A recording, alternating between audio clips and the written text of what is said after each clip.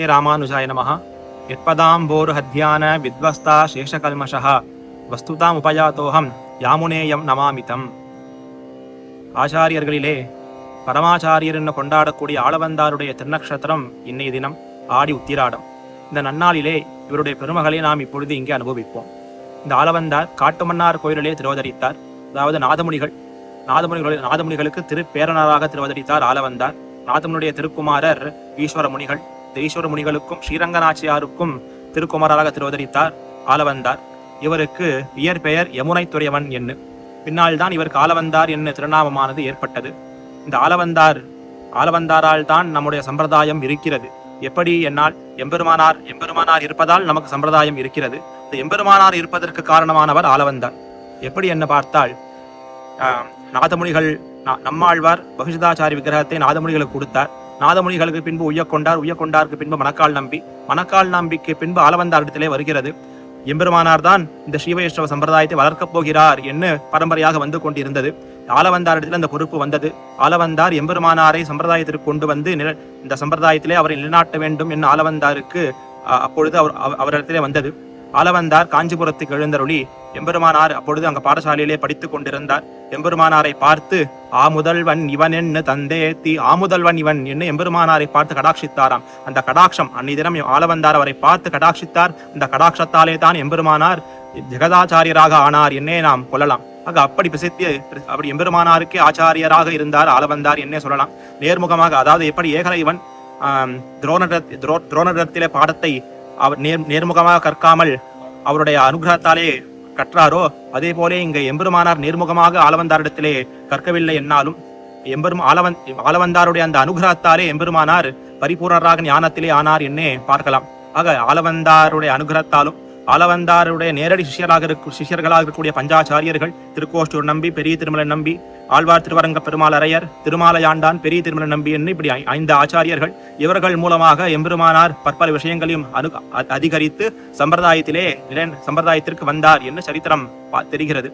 அது மட்டுமன்று, ஆளவந்தாருடைய கிரந்தங்கள் தான் நம்முடைய சம்பிரதாயத்திற்கு மிக முக்கியமாக இருக்கிறது, ஆணி வேராக இருக்கிறது, ஒரு பீடிகையாக இருக்கிறது என்று பார்க்கலாம்.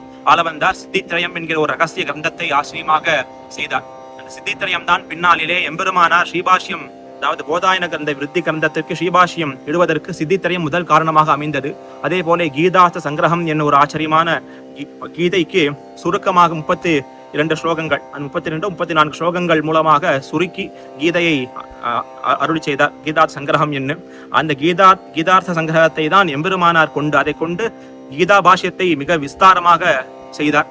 அதே போல மகாபுருஷ நிர்ணயம் எம்பெருமானுடைய பரத்வத்தை சொல்லும் விதமாக கிரந்தம்.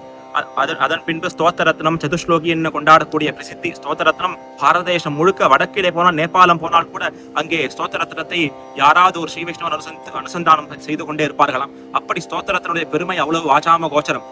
அந்த ஸ்தோத்திரத்திலே எம்பெருமானுடைய பரத்வத்தையும் எம்பெருமானுடைய பற்பல கல்யாண குணங்களையும் அதை அனுபவித்து எம்பெருமானிடத்திலே சரணாகதி செய்தார் ஆளவந்தார். சதுஸ்லோகி 4 ஸ்லோகங்கள் மூலமாக பெரிய பிராட்டியாருடைய பெருமகளை நன்கு அருளி செய்தார்.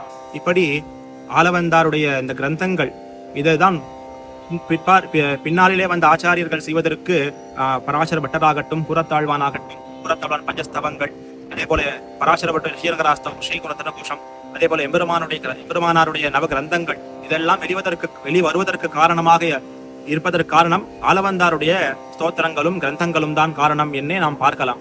ஆக இப்படி ஆளவந்தாருடைய சம்பிரதாயத்திற்கு அவர் ஆற்றிய பங்கு கடல் போல அளவிட முடியாதது. பேர்பட்ட ஆளவந்தாருடைய மகாச்சாரியர் பரமாச்சாரியர் நாம் கொண்டாடுகிறோம். இவருடைய திருநக்ஷத்திர தினம் இன்னைய தினம். இவருடைய அதே போல எம்பெருமானார் ஏதோ ஒரு கிரந்தம் பண்ணார் என்னால் அதில் மங்கள ஸ்லோகம் பண்ணுவார். அந்த மங்கள ஸ்லோகத்திலே ஆளவந்தாரை தியானிக்காமல் ஒரு கிரந்தத்தை எம்பெருமானார் அருளி செய்ய மாட்டார். அப்படிதான் கீதார்த்த சங்கிரகமாகட்டும், கீதா பாஷ்யமாகட்டும், வேதாந்த சங்கிரமாகட்டும், கத்தியத்திரயமாகட்டும், இப்படி இந்த கிரந்தங்களிலே ஆளவந்தாரை தியானிக்காமல் எம்பெருமானார் தொடங்கவில்லை. ஆக எந்த அளவுக்கு எம்பெருமானார் ஆளவந்தாரிடத்திலே அந்த ஆச்சாரிய பிரேமை உடையவராக இருந்தார் என்று இதன் மூலமா நாம் அறியலாம். இப்பேற்பட்ட ஆளவந்தாருடைய திருநக்ஷத்திர நன்னாளிலே, தாடி உத்திராட நன்னாளிலே ஆளவந்தாருடைய திவ்யமங்கல விக்கிரகத்தை நாம் அனுபவித்து ஓய்வு பெறுவோமாக என்று கூறி தலை கட்டுகிறேன். ஸ்ரீமதே ரமிஜா மாத்ரு முனீந்திராய மகாத்மனே ஸ்ரீரங்க வாசினே பூஜாதி நித்யஸ்ரீஹி நித்யமங்கலம்.